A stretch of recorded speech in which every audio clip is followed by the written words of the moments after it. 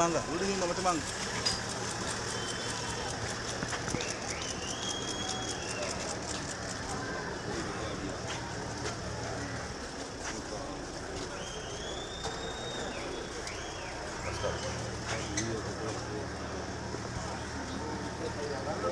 Msukumeni anapanda kwa mchiba.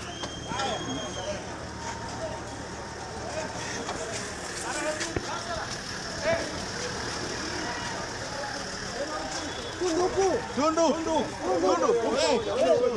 Kimeumana watakimbia wenyewe.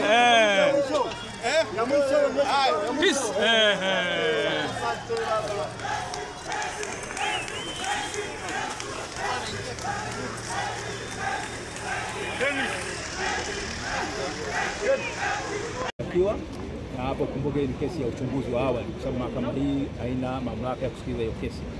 Lakini hoja ya pili ni kwamba ambayo ilikuwa mahakimu wa utetezi, mawakili wa utetezi, ni kwamba ile mshtakiwa pale kizimbani kuwa amezungukwa na maaskari, na mawakili wa utetezi walipinga kwa nguvu zote kwamba anatakiwa, kuna ile dhana kwamba mtu anapoletwa mahakamani anatakiwa achukuliwe kama mtu asikuwa na hatia, na mwisho wa siku hakimu amekubaliana na sisi kwamba atakiwa anakuwa kizimbani kuwa amezungukwa na maaskari. Kwa hiyo angalau kujenga heshima ya mahakama. Lakini amesema maagizo serikali au askari kufanya upelelezi namna gani wanaweza kuhakikisha usalama au kanuni gani zitaweza kuongoza kuhakikisha usalama unakuwepo bali kama pale mshtakiwa anapokuwa yuko kizimbani.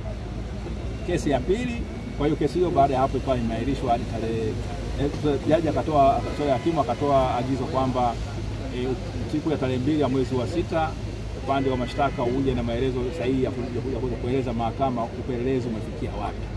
Kwa hiyo tuko hapo, lakini baada ya hapo jaji hakimu aliruhusu kuweza kukutana na mteja wetu kwa nusu saa, kwa sababu ni vigumu sana kwenda kule gerezani Ukonga na kuweza kukutana naye. Kwa hiyo tulipata nafasi ya kuweza kukutana na mteja wetu. Ilikuwa ni changamoto kuweza kuweka askari wa magereza watuachie ile faragha ambayo tunahitaji kama mawakili na washtakiwa. Mshtakiwa anatakiwa kuwa naye. Baada ya hapo kesi ya pili kaitwa ya kuchapisha taarifa za uongo. Basi ikawa hiyo kesi inasikizwa mbele ya hakimu Mfawidhi Muhini, na yenyewe ni kwamba upande leo amefanikiwa, mshtakiwa amefanikiwa kusomewa maelezo ya awali, amekubaliana tuna vitu viwili, swala kuhusiana na majina yake na ni mkazi wa wapi, na kwamba alishikwa akaletwa, kwamba alishikwa akaja mahakamani, kwamba anashtakiwa kwa makosa matatu ya uchapishaji wa habari za uongo, lakini hoja nyingine 8 mshtakiwa amezikataa. Kwa hiyo kuna hoja mshtakiwa amesaini na mawakili wake tumesaini maelezo kwamba kuna mambo ambayo yanakubalika ni mawili katika yale 10, kwa hiyo mambo 8 yanabishaniwa. Upande wa mashtaka umesema kwamba utakuwa na mashahidi wasipungua 15, lakini wataangalia uzito wa mashahidi hao. Lakini upande wa utetezi tukadai kwamba tupewe ile taarifa ya yule mlalamikaji ambaye alikwenda kulalamika kule polisi, ambayo tumeeleza kwamba kuna mtu alikuwa anapitia kwenye mitandao akaona hizo taarifa ambazo zimechapishwa na Jambo TV na kwenye YouTube. Basi hakimu ameamrisha kwamba tupewe upande wa mshtakiwa apewe hiyo maelezo ya yule mlalamikaji. Kwa hiyo tunategemea upande wa mashtaka watatupatia hiyo taarifa mapema ili kuweza kusaidia kuweza kujiandaa, na mwisho wa siku hakimu upande wa utetezi kwa upande wetu tumesema kwamba